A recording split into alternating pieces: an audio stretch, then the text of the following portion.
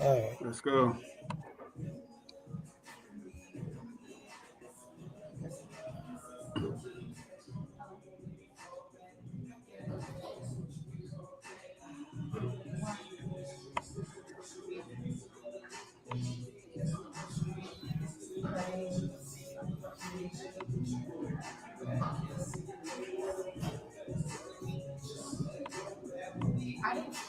How you looking, Stephan?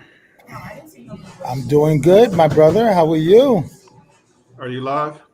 We're all live. We are all live. Um, it's a All snowy right. day in it's a snowy day in your city. My city. Yeah, This it's is it's still it's still episode. it's It's still still my your city, huh? city. All It's still right. your So we're city. on my Hasn't city. been mine Okay. yet. It hasn't been Okay. mine yet.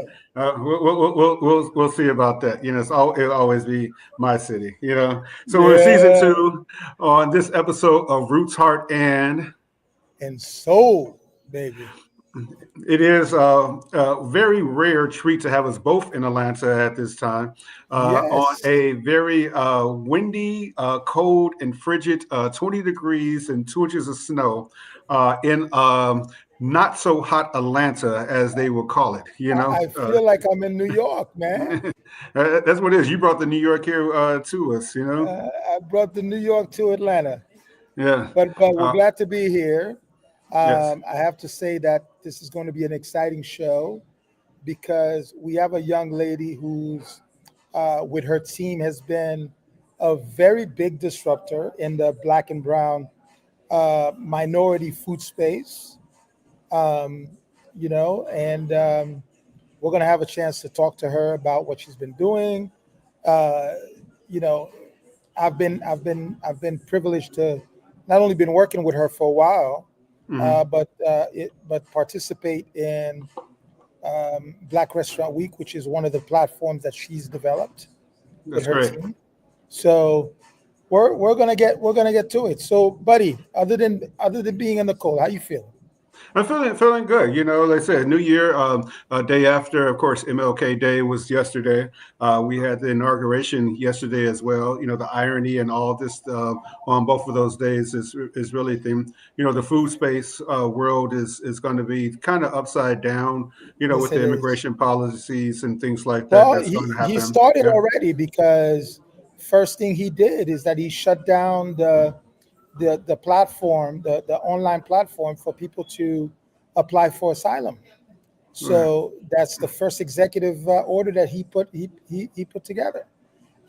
This is Wow. very worrisome to me, my friend.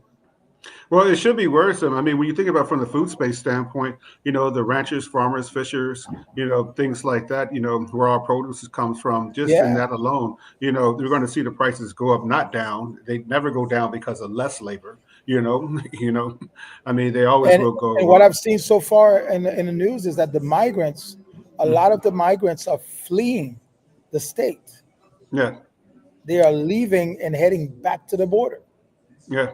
Well, This, also when you think about the supposed tariffs too, that, things that we take for granted, like limes, lemons, things that are in season, if that happens, that's going to be a bigger space for us as well. So the cost of food, can't do anything but go up. It is not going to go down at all. But of so course, we need to yeah. gear up. We need to gear up, and again, this is more of the time. The timing is so important that we strengthen our resolve, we strengthen our community, we work together, we support each other because we have no idea what's coming next.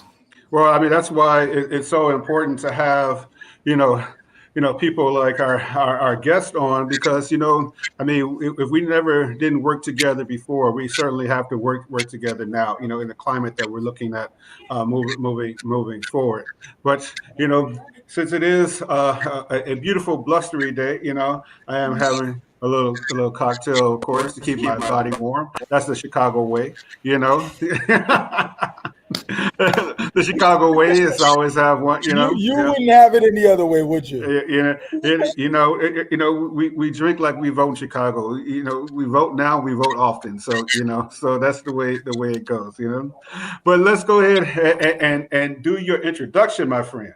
Alan, welcome to Roots, Heart, and Soul. We are so privileged to have you with us. Welcome, welcome. Oh, thank you for having me. Oh, absolutely. Absolutely. We're excited for this upcoming conversation. And we're going to, right at this time, introduce this amazing young lady. Uh, she is originaire and based in Houston, Texas. Fallon holds a BS in business administration from Florida A&M. So sorry to hear HB, that. So sorry to see hear you. that. Shout out. She co-founded Fade Media, an award-winning digital marketing firm in 2015, where she helps small business and non-for-profit brands management, marketing strategy, and digital tools. In 2016, when she became the managing partner for Black Restaurant Week, under her leadership, helped to grow into an international movement. The initiative has provided marketing support for more than 5,000 Black owned culinary businesses and professionals while generating millions of media impressions annually. Through this nonprofit, Feed the Soul Foundation, which she's the chairwoman, over 2.7 million had been provided in financial and business development support to culinary businesses, 75,000 awarded in scholarship to minority students in hospitality and business programs, and more than 40,000 distributed in emergency relief to culinary business. How exciting! How Thank you. exciting this is. So we're going to jump right in, and I'm going to ask you to tell us a little bit about your you know uh, where you've been, and talk to us a little bit about Black Restaurant Week. Yeah, so we celebrate 10 years this year, Wow. which is an accomplishment all in itself. I joke with everyone I have all the gray hairs to prove it, but I mean, 10 years is crazy. That's great. Yeah, yeah. yeah, so we started in 2016. Warren Luckett, the founder, we actually met doing some work with him through the Greater Houston Black Chamber. Derek and I, my other business partner with Fade Media, had developed this Buy Black with the Black Chamber. And I remember Warren pitching this idea of doing Black Restaurant Week with us. So my dad is an executive chef. He was more of a corporate chef, worked at Stouffer's Hotel, Houston, also worked at one of the major hospitals. So I just kind of understood the legacy and impact. I remember growing up, people would always, if I tell them my dad was a chef, they would get excited, like, and just understanding how important the culinary space is and what is the platform that they have to shine. So I jumped on the idea. I always tell people it's a way to continue our legacy without me being in the kitchen, being in the food space. And so we did it that first year. We had about 20 businesses participating in Houston. It went so well that Chef Holly, one of the respected chefs down here, came up to us and was like, next year, make it 2 weeks. And literally ever since then, we kept expanding. Last year in Houston, we averaged over 100 businesses. So that also just shows how much the Houston um, Black culinary space has grown as well. So it's just been really just been a blessing, honestly, to kind of just be a part of this project and just watch it grow and hear all the testimonials from the restaurant owners, how it's really kind of helped change the course of their business. So let me ask a question. Let's understand what the programming is here for the restaurant week. How do what is a customer who just seen this for the first time? What do they look forward to viewing or tasting or participating in restaurant week? Yeah, so we are based like similar to like a New York restaurant week, that model where we ask restaurants to register on our website and we ask them to provide a special. Now, what makes us a little different is that it doesn't have to be a 2 course, 3 course prefix menu, because what you find is a lot of your fast casual restaurants or food trucks didn't really fit into that business model. So we just say, submit a special, and that's how we're able to get coffee shops, ice cream shops. Like we really have a wide range of businesses participating in our platform.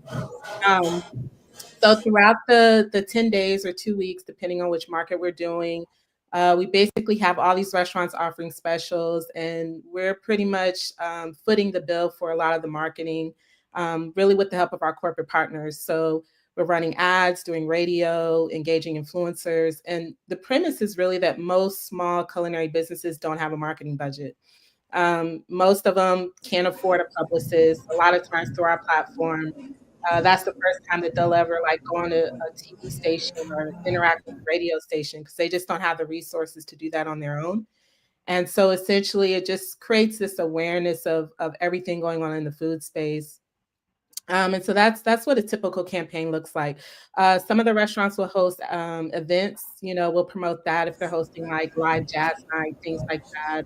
Depending on what our corporate partners do, there may be some other activities going on during the campaign. Like last year, we were blessed to partner with Stella Artois and do the cookout with Ludacris, which was a great opportunity. So we're able to just essentially always keep finding ways to really what's going on in that local Black culinary scene. So that one was in Atlanta, if I remember correct. Correct. Because Chicken and Beer was there, which is me. Because So he I was know here. He because was I was here. there, styling and profiling, of course, Not to say that we had the best food there, which we did, but but still, I mean that's kind of how high the stakes are, for these restaurants that are coming. A lot of times, I don't think people think it's competition when you think about it, but naturally, it's business, So Of we course are it all in a is. competition with each other, but it seems like you have a platform where not only can you celebrate the competition, you can also celebrate people working together. Let me ask you a question. How important have you seen in the development of Black Restaurant Week? How important have you seen that an event like this, a platform such as Black Restaurant Week, given the fact that most small restaurants don't really have a marketing budget, Mhm. and we all know how much Black and brown chefs in the space and Black and brown business in this space struggle because PR is extremely expensive. Yeah. How important have you seen in the 10 years that you've been doing this? How important it is for Black restaurants to really take part in this event? Yeah, I mean, I think for me, it's firsthand watching the businesses grow. So, for instance, there's a business called Stuff Wings in Houston. When we first were introduced to him, he was like a pop up stand in front of a grocery store. Grew into a food truck. We would host food truck festivals. His food would always sell out. Then a couple of years ago, he opened a brick and mortar. Now he has a concession stand in the football stadium and University of Houston's stadium, and he just opened his second location in Pearland a couple months ago. So I think watching that success story of having a business like that that's very unique, that has a platform to engage, create awareness about his food and something that's unique being offered in the city, and then every year being able to just grow and grow from that is really what we see. I remember when we did Philadelphia, one of the chefs came up to me the next year and was like, this platform really changed my life. And I was like, what? Like, what do you mean? And she was like, well, I participated in Black Restaurant Week. I had the press, did a panel with you, was introduced to the Pennsylvania Lodging Association because they were on the panel. From that, I was able to do some work with them, got to cater for a senator. Like, it was just like all these things just kept happening, all from just doors being open from awareness, right? And so, I just think you can't discount how important it is for people to know who you are, in your local community, the work that you're doing, and just like constantly showing up in that community. Like you're just always shocked and amazed how we're able to see these businesses grow just from doing that work. Now, given that you also have a media company, right? Um, how can you offer a very, even restricted, but a customized marketing program that is both affordable and also, you know, give those restaurants an opportunity to continue to scale up?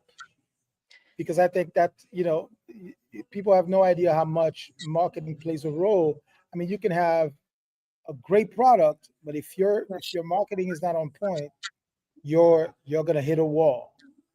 Yeah, so we actually had to pause our media company just because how much Black Restaurant Week has grown. But through the foundation, the work that we're doing through foundation is all business development. So the conversation with the foundation was we could market and promote restaurants all day, but if their operations were still lacking, the restaurant was still closed. And so how do we start to close the gap and really become that wraparound service? So through our foundation, we do train in marketing. We do pair restaurants with marketing professionals. We've built websites for restaurants. We've actually flown out food photographers to small restaurants like in Jacksonville and had them so it's just, the foundation is really there to kind of help be the place that Black Restaurant Week can't serve all the time just because of how hectic that schedule is. But I think, I agree. I think it's still challenging. We have to first get restaurants to understand the importance of investing in marketing. Some of it is not always the lack of marketing; they just don't invest in it, right? And so it's also starting to teach them that hey, like whether you're doing $200-300, we did an industry research survey that we're coming out with in a couple of months with University of Houston, where we interviewed around 400 professionals, restaurant owners. And I think the amount of people that they said didn't invest at least, $100 in their marketing, right? You'd be surprised. Like they just don't put dollars aside to market their business. So, it's only so much a professional could do, if they're not going to put the Uh, dollars aside. Absolutely. And have you also partnered with chefs in terms of mentorship in helping those restaurants also get into a system in order for them to not only to stay alive but Mhm. to grow? Yeah, so through the foundation, our business development program, we actually pair them. We have a chef, Shannon Toon, who's actually helped restaurants with like menu development, operations. Through our actual coming up conference, we talk a lot about like food costing because a lot of them struggle with that. Last year when we had that session at our conference, like everybody's eyes was like a deer caught in headlights. Like, how do you price out your menu? And everybody was, well, I just look to see what the competitors are doing. And all the answers are just like, no, look at your food costs. Wow. So it's just, like I said, you don't know what you don't know. And I always tell people too, I think the biggest misconception about the restaurant space is that people assume that restaurant owners don't know their pain points. Like they know their pain points, they just can't afford to fix them or they don't have the resources to fix them. But if you walk into a small restaurant that's struggling and you ask them, "Hey, what's going on?" They'll tell you all the areas that they need help with. A lot of times they just don't have the finances or know the proper people to help them fix it.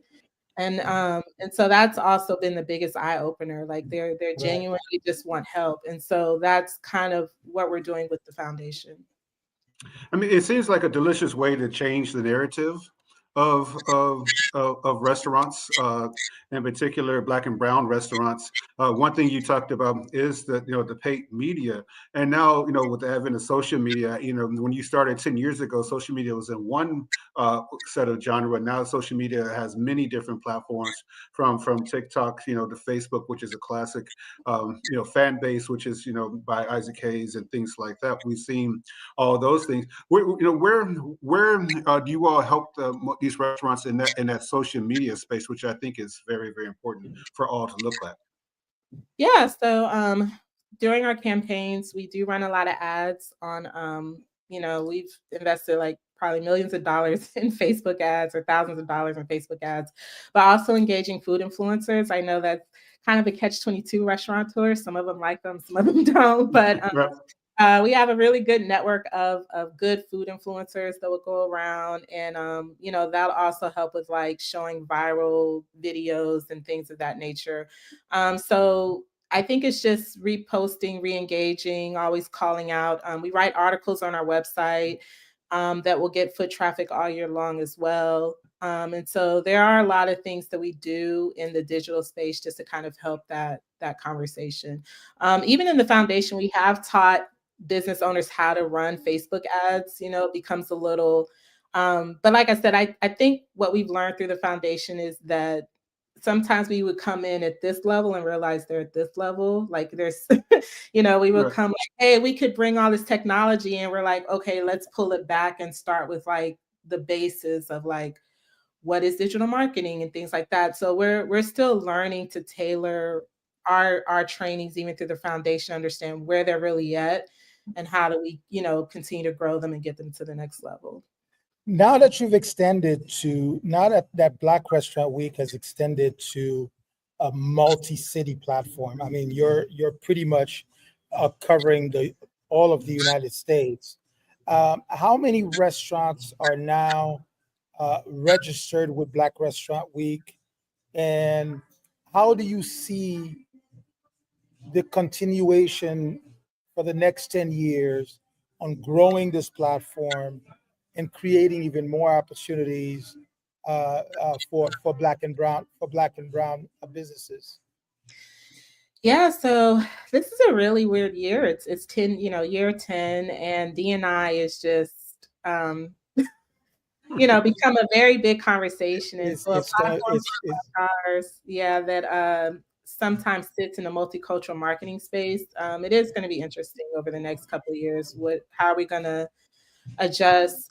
We have a small team, but usually I would say most of our campaigns we average 75 to 100 participants.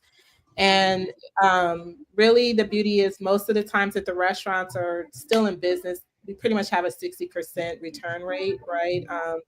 So last year we were kind of disheartened. New York had a lot of closures, and I think Yeah. that's what's interesting too. Like, when we were doing it during COVID, like you would go to some cities and it was just like, wow, like it was just so many closures. And then you go to another city and it was growing. So I was really shocked last year with the amount of businesses that had shuttered their doors in New York.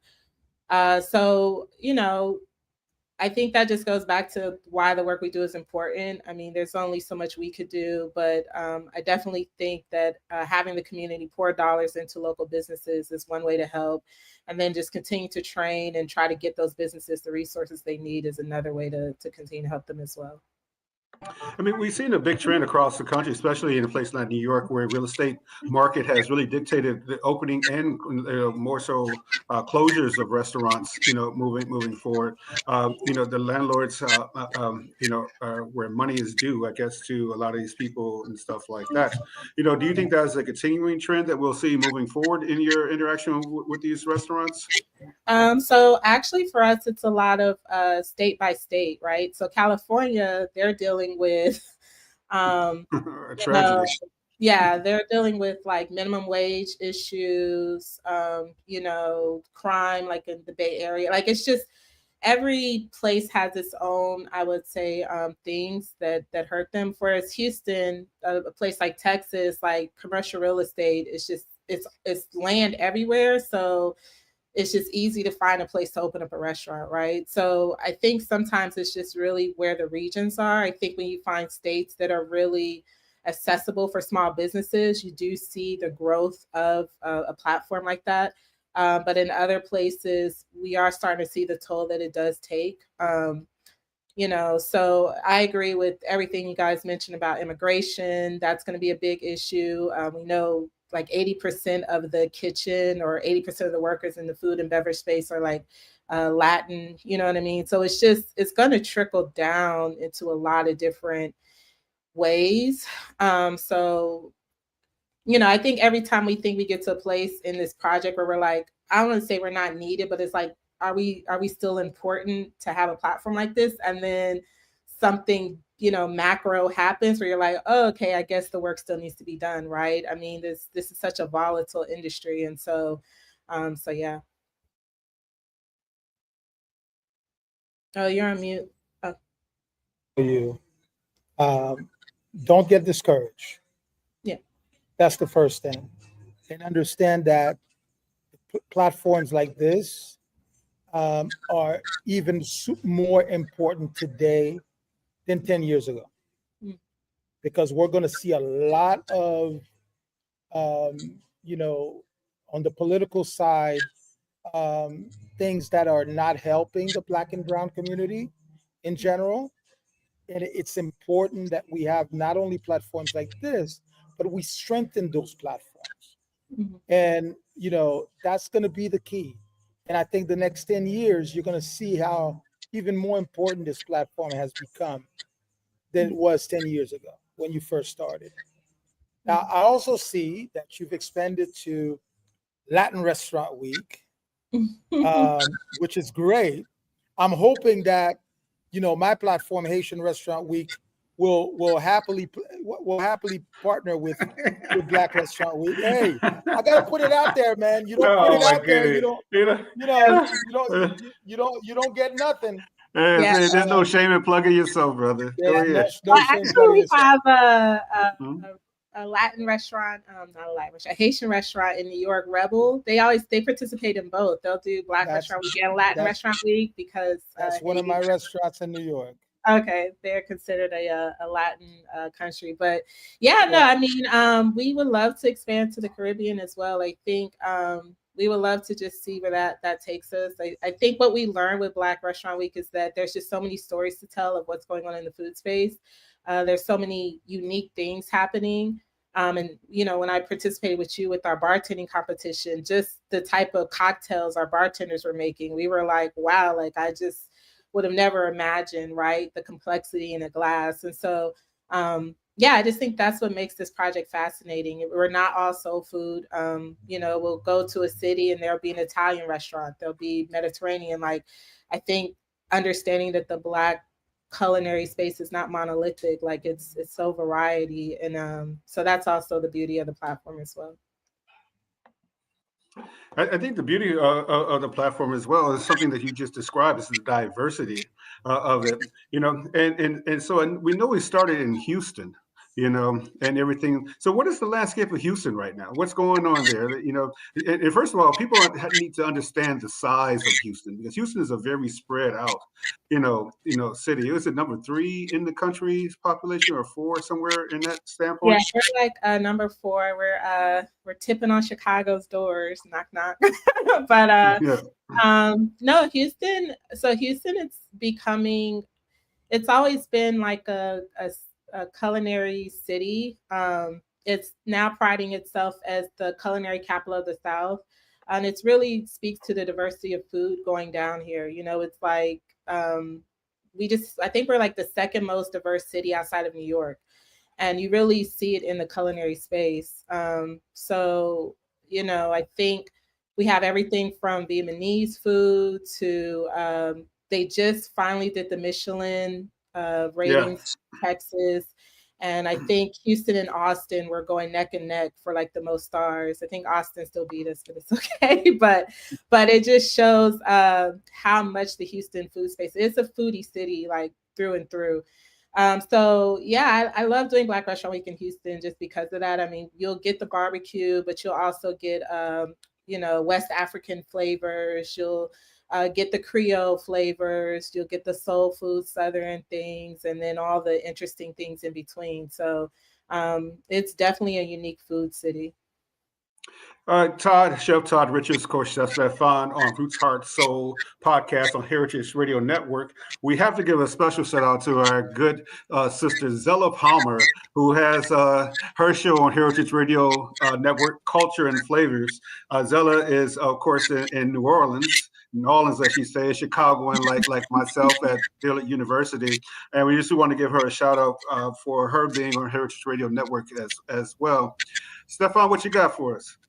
well, we are coming to the 30th minutes of the hour. Mr. Todd Richards, we are hosting the amazing Fallon Farrell from Black Restaurant Week on Heritage Radio Network.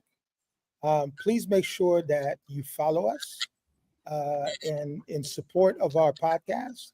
Make sure that you subscribe to our YouTube channel and you connect with us on all social media platforms. Chef Todd Richards. Yes, sir. How we doing? Doing good. Staying warm. Again, for people who haven't got us at the top of the hour, we are in not so hot Atlanta today at 22 degrees, No, we're 2 inches of not. snow. No, Took we're me. I not. was with Chef Stephan a couple of hours ago. It took me 2 hours to get home, but it is great to be alive. Great to be well. Post MLK Day, post inauguration day. And we are here talking about where the future of food still needs to go. So that's is great. Absolutely. And Fallon, since you've mentioned a couple of times the foundation, Feed the Soul Foundation, tell us a little bit more about it. How long has it been around? When did you get it started? And really, what is the vision behind it? And so far, the work that you've been able to accomplish because of this foundation, and the partners that you've been able to have in your corner. So tell us a little bit. Yeah, we started the foundation in 2020. It was right around all of the unrest going on with George Floyd. One of our corporate partners, I think we asked them to donate to another emergency fund, and they were like, "Well, we want to do something a little bit more thought provoking." And like I said, we have been having conversations with restaurateurs for several years of Black Restaurant Week, and we would visit the city. Hey, what do you need? How can we help you? And then we would always meet consultants that would say, "Hey, I really want to work with the restaurants." We're like, "Yeah, they need you, but they can't afford you." And so, really, that was kind of the beauty of the foundation. We were like, "Why don't we create an opportunity to basically bridge these two groups together, and we kind of take on the cost for them." So we provide the restaurants with a grant. We were given $10,000 grants, and then 5 months of business development. So we would start off with financial literacy, where they would have sessions with a banker. But what was also unique is we paired them with a financial consultant. So it's one thing to sit in a class and learn about finances. It's another thing to have a professional look at your books, help you clean it up, and really kind of go through that. And so they would do that for the first 4 weeks of the program. Then we do 4 weeks of marketing, where we were teaching them all the basics of digital marketing. And then the last part of the program was really like the operations piece, where we talk about food costing, human resources. When we first started, we used to pair them individually with their own consultant that would actually fly out to the restaurant, work with them one-on-one or whatever area they needed for their business. So some would choose marketing, some would choose human resources. Now we've kind of just streamlined it because we've realized they all need support in these areas. And so Absolutely. yeah, so we basically now pair up the program where they go through finance, marketing, and then the last 4 weeks are operations. But we're still doing the small group consulting. We just have them paired in smaller groups, and the consultant is, working with them that way.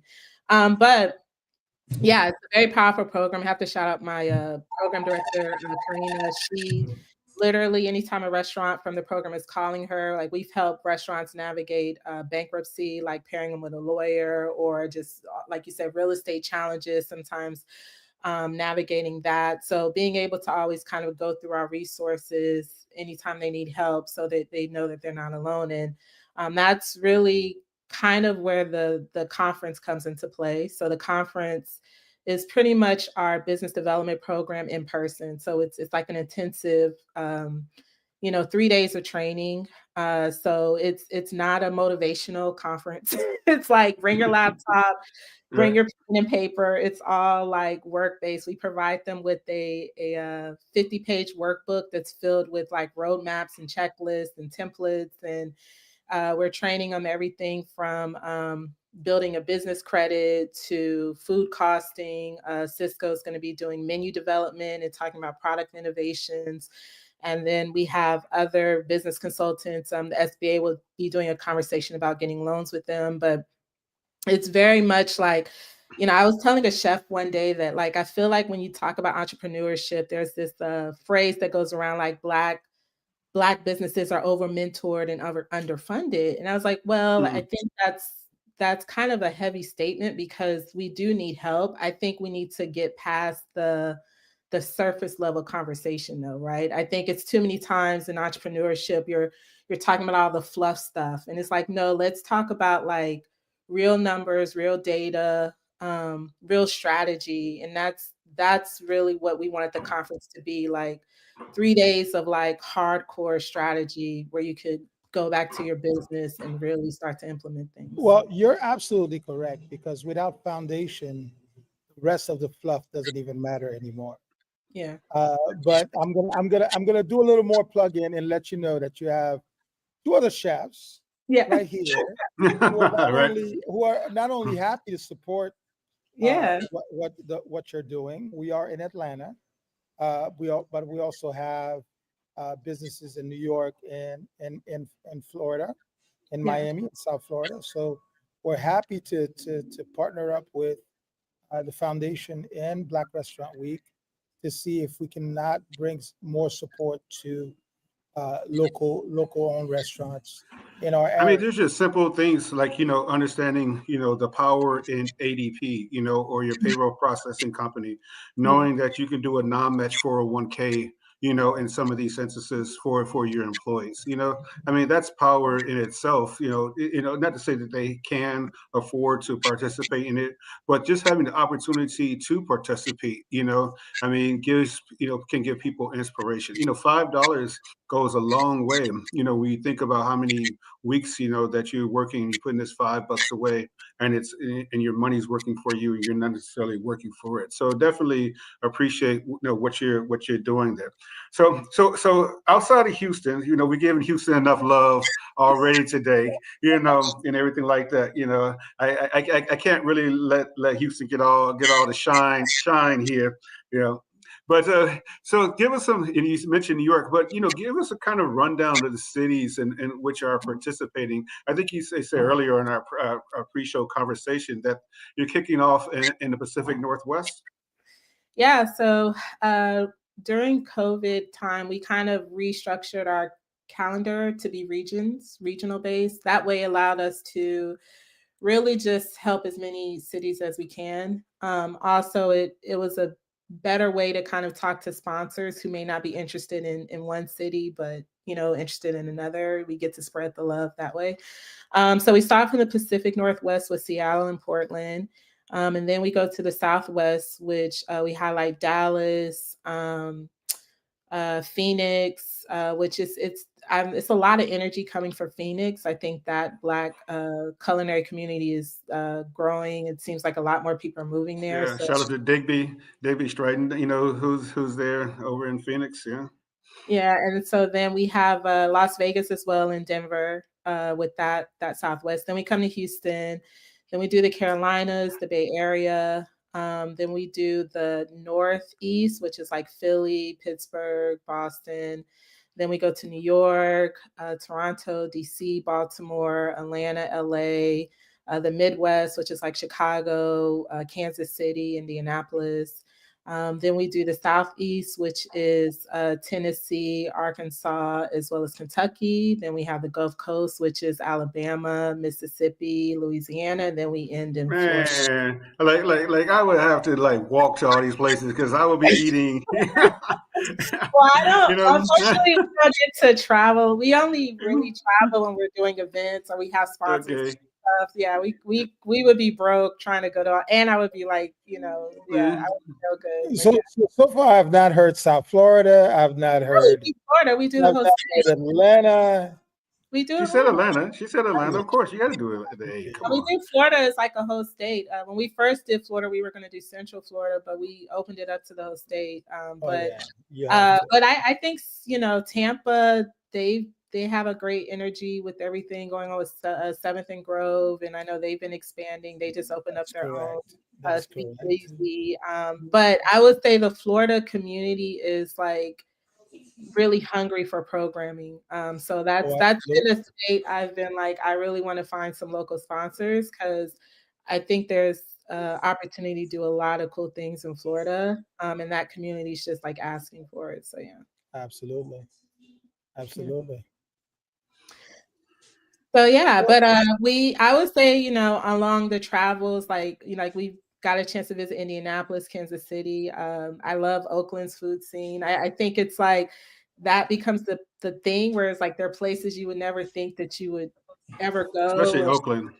Yeah, like you were just like, oh wow, like I would never think to come here and you get to just be introduced to something unique. And so that's probably like my favorite part of what we So other than Houston, which is obviously your favorite city, do. give us two or three other cities where you've enjoyed not only some great food, but you've enjoyed, seeing the culture flourish and grow. I mean, I would be remiss if I didn't say New Orleans. It's no way you could Right. be in the South and just New Orleans is like probably one of my always going to be one of my favorite places to go and eat. And the people there are they're just so friendly. So I love going there. Like I said, Oakland I really enjoyed. I met some great people out in Oakland, and Chef Jermaine with his Alamar Kitchen and Sober Mesa. Like I really Hmm. enjoyed dining in Oakland. So there's two cities that kind of shocked me. We did some work with Maker's Mark, and we went to Louisville, and I was shocked by Louisville because I always tell people if you're a foodie, go visit Louisville for 3 days, drink some bourbon. There's not a lot of chain restaurants. It is a lot of local restaurants. And they kept talking about their seafood the whole time. We have the best seafood. You're like, you're in the middle of the country. Like, why do you have the best seafood? Well, all of the seafood from the coast gets flown there first with UPS before. Absolutely. So they have like this really great seafood scene. So it's just, it was like it was a place that kind of shocked me. I wasn't planning to eat as good as I did in Louisville. Um, but those are probably the ones that I would say it's always the places that I go and I'm not expecting anything. I'm like, oh, like this is actually pretty cool that I enjoy the most. I had to get a little shout out, of course, because I was there for 5 years. Ran a Five Diamond restaurant there for 5 years. One of my great mentees, not a mentee anymore. The dude's doing big things. Lawrence Weeks is there, of course. And one thing about Louisville that people don't know is the paddlefish caviar actually comes from Louisville, Kentucky, from the garfish in Louisville or in the surrounding areas. So there's a lot of great things, about Louisville that people can find. But outside of the whiskey, because whiskey is king there, So it's great, to travel and see all these cities. Stefan and I do travel extensively, either together or separately, and it just finds out that these weeks are becoming even more important, for the culture moving forward. But one thing you spoke about before, I just want to make sure we clarify with everyone that you're not only just talking about restaurants and people doing 2-3 course meals. You have coffee shops and other shops and other platforms that people are opening up these single places, pop-ups and things like that. So can you just go back and just make sure that everyone understands that it's just not only focusing on just classic brick and mortar restaurants? Yeah, so actually if you really our first year we did Black Restaurant Week, the restaurant weeks were it was 1 week, but we also had events. And so our events also allowed us to tap into other conversations. So we did Nosh, which was our almost like our platform from caterers and private chefs, where it was a tasting, and we hosted it at the Ensemble Theater, which is like a Black owned theater in Houston. So we had like 20, even the restaurants were participating because they want to showcase their catering platform as well. So that event has grown. We did it recently in Atlanta at State Farm Arena, and actually one of the vendors was offered to be a concessionaire, Dolo's Pizza, from doing that event. Also, they end up hiring one of the pastry chefs that had done a year over year in Atlanta. And they end up hiring her as their pastry chef now. So that platform in itself has been really great for caterers and chefs because it's all types of people coming to do this tasting, and they're walking away with like business opportunities. We still have people calling us like, hey, I need a chef for this. I go to that list first and I'm pulling chefs from there. So that's the beauty of that platform. We had our Power of the Palate, which was our bartending competition, where we were really showcasing the work that was going on in the spirits industry. We did our food truck festival. That's where we would pull in all the food trucks. So Black Restaurant Week is not just about the restaurants. It's just kind of the brand, but we really do tap into all of these culinary businesses in one way or the other, really figuring out ways to showcase them. And, we do restaurant weeks, but we have corporations reaching out to us all year long. So even when Stella Artois wanted to do the event with Ludacris, right? Like we were the ones that pitched it, like, hey, let's bring in several businesses, right? Like we'll always challenge companies to figure out ways to really showcase all these different food businesses where it's not just one chef here, one chef there. Like, no, let's bring in the hot dog, let's bring in the vegan restaurant. Let's really try and like expand this knowledge around what's going on in our food space. And so that's been cool too. Last year, Stars BMF, they had a series activation for their season premiere in Atlanta. And we were able to bring out 2 food trucks to help feed everyone during the activation for the 3 days. So, like, businesses kind of understand like when Black Restaurant Week is calling, it's like an opportunity, Wow, because, that's great. It's it's wonderful. not just It's about like, absolutely wonderful. yeah, always during the week. Like, we'll call all the time, be like, hey, I have this opportunity going on, can you do this, whatever. We're actually partnering with Amazon to do something for Black History Month, with several restaurants as well. So that's the beauty. We kind of end up being this connector of always figuring out ways to support the Black food space, even outside of the weeks. Oh, that's fantastic. Go ahead, Stefan. So a little bit more about the conference itself. Mhm. It's a 3 day conference, like you were saying, and it's really focused on the nitty gritty of how to operate a business properly. Um, give us a little more details on how people can register for that conference, how people can participate. Obviously, you're bringing in speakers, so hopefully Chef Stefan and Chef Todd is in the mix. Uh, um, but tell us a little bit more about how this conference goes. It's Yeah, usually 3 days. It's a 3 day conference, correct? It's That's right. Yeah, it's 3 days. It's okay. actually Okay. 4. We kick off Sunday with our, culinary scholarship dinner where we have, 6 chefs, doing like a 6-course meal, and that's to help raise dollars for our scholarship fund. And then, Monday, it's 26th through the 29th. So on Monday is our first day of training. So we split up and did 2 different tracks this year. It's a boost camp and the launch pad. So the boost camp are for current business owners looking to boost their business operations, and then the launch pad is now for those looking to start a business. Because conversation last year was the attendees were like, this is great, but if you're looking to start day one, where do I start? And so we added on 2 days of training, basically teaching people how to start a restaurant or any culinary business. We have Chef JJ Johnson from New York. He'll be our keynote. He'll be talking about his journey to licensing, and just what he did in that process. Day 2, we have Chef James Tahan coming from Florida. He's going to be talking about just like merchandising, consumer packaging, goods, things like that, which a lot of culinary businesses are really interested in.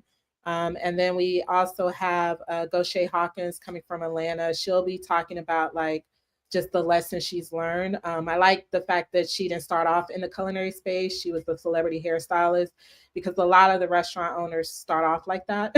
And so just hearing her journey and what are some of her growing pains, or what are some of her success stories. But other than that, we're talking about how to buy buy your building. We have an architect talking about building out restaurants. Like I said, we have human resources talking about everything from like policies. Now with everything going on with immigration and stuff, how does this change your policies? Someone's going to be talking about the federal work opportunity tax credit.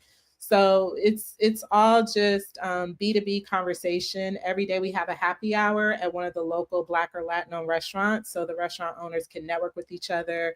And then we also are doing like a small expo as well, where they could get additional resources and things like that. So super excited. We have a spot. Right. We've been playing it for like 6 months, going through the calendar. And then finally, I know we have a few more minutes. All this is really going to lead up to the launch of our Culinary Business Network, which is going to be our new digital platform through the foundation. Because we understand not everyone could always travel, so this will allow us to offer virtual courses and training throughout the year. So we'll definitely love to get you guys involved with that project. And then, like I said, we have our industry survey that's going to be coming out. There's been no data on Black and Brown culinary businesses. I think all you'll see is like 40% of minority owned, but you don't know their struggles, their pain points. And so Correct. That data is going to really help us start to advocate for more resources. And so we'll be doing some work with that as well. I mean, that sounds great because, I mean, the first advice I give to anyone who wants to go to culinary school or a restaurant is go work in one first. You know, before you invest all the resources and money and time and everything, go work in one. See if this is something you really want to do. It's not restaurant fun, you know. A good friend of mine, Andrea, she used to say, if you wanted to start a nonprofit, open a restaurant. You know, that's the best way to do it. We got about a couple of minutes here before we wrap up here on this episode of Roots, Heart, and Soul. Talk Chef Todd Richard, Chef Stephan on Heritage Radio Network. Chef Stephan, go ahead, brother. Fallon, tell us. Obviously, it's really important that when we host a speaker, that we know we not only we stay in touch, but we want our audience to know, how do they connect with you? How do they follow you? What's next in the books? I know we're early in January, but I know the conference is coming soon. So give us some dates as well, and let us know exactly how to follow you, website, Instagram, etc. Yeah, definitely. Well, you could follow Black Restaurant Week on all social platforms. It's Black Restaurant Week. Visit our website. That has the S, blackrestaurantweeks.com. We will be releasing our calendar in the next week or so, right after the conference. I'll probably say the best thing is to get on our newsletter list, because any campaign that we're hosting, we're sending out the list of all the participating restaurants, any activities that are going on. And so if you just really want to stay in touch with what's going on in the Black culinary space in all these different parts of the country, definitely follow us on our newsletter. Feed the Soul Foundation. It is feedthesoulfou.org is the website. But yeah, if you are a culinary professional, whether it's a baker, anyone in the space, like, definitely get in touch with the foundation. It's resources all year long. We have our conference coming up January 22nd through the 29th.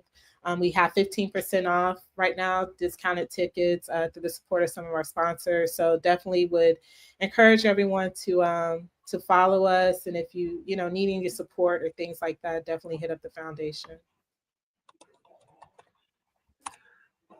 All right. Well, we are going to start wrapping up here on this blustery day here in Atlanta and Houston too. If I'm gonna say that Houston is kind of snowed in too. So we're all going to try to stay warm. If you all don't know, Stephan is now has graced the Atlanta scene with his repertoire dishes. So we're looking forward to having him out here in the hot Atlanta world of food and beverage. And I'm glad to say that I've joined the team of Spice House Restaurant, as their new culinary director.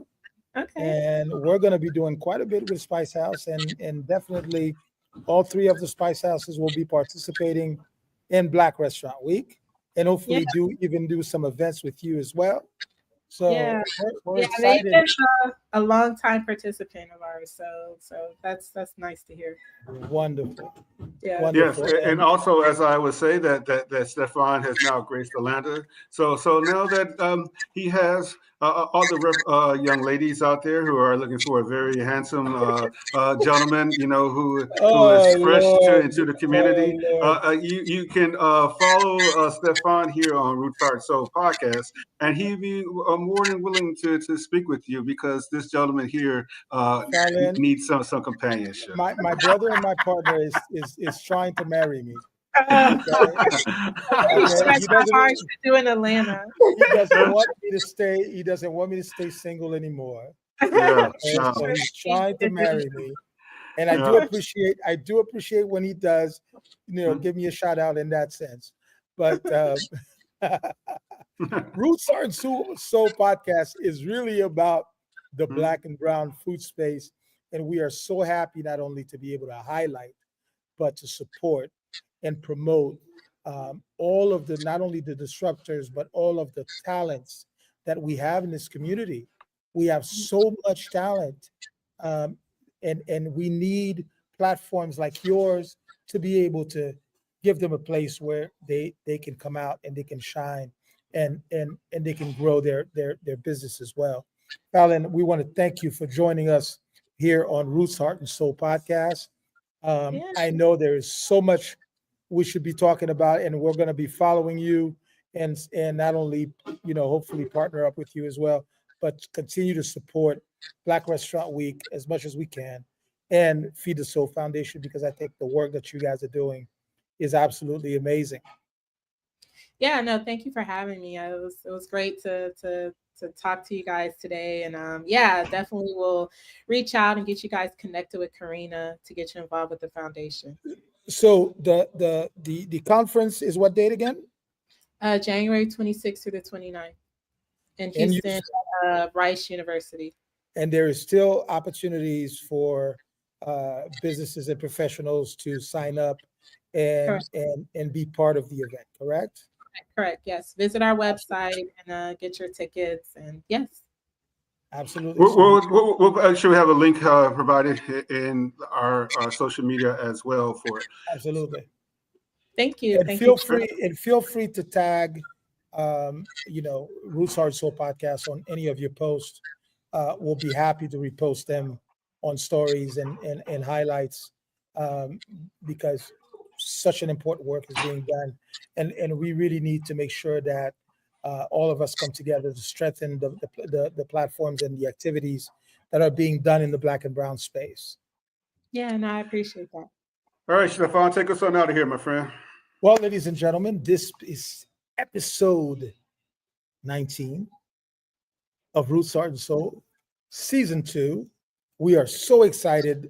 We've just received Fallon Farrell, the managing partner of Black Restaurant Week and the chairwoman of Feed the Soul Foundation, that is very much helping people in the Black and brown culinary space to help them grow and support.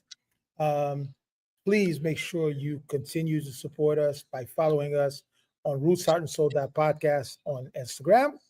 Of course, our personal Instagrams as well. But more importantly, uh, check out our YouTube channel, subscribe, like, share. All of your support is needed in order for us to continue to host the most amazing talents in the Black and brown food space right here on Roots Heart and Soul podcast. You're listening to Roots Heart Soul podcast on Heritage Radio Network.